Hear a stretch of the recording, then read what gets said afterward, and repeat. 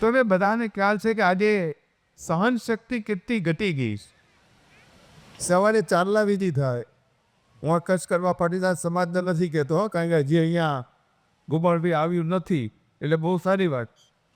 પણ ઘણી જગ્યાએ સવારે આગલા દિવસે નક્કી થાય, સવારે રિંગ સેરેમની થાય, બપોરે લગ્ન થાય, સાંજે જમાવાર થાય અને બીજા દિવસે છૂટાછેડા થાય.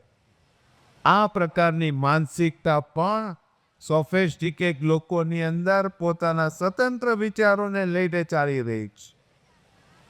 મારા વિચારો સાથે સેટ થતી નથી,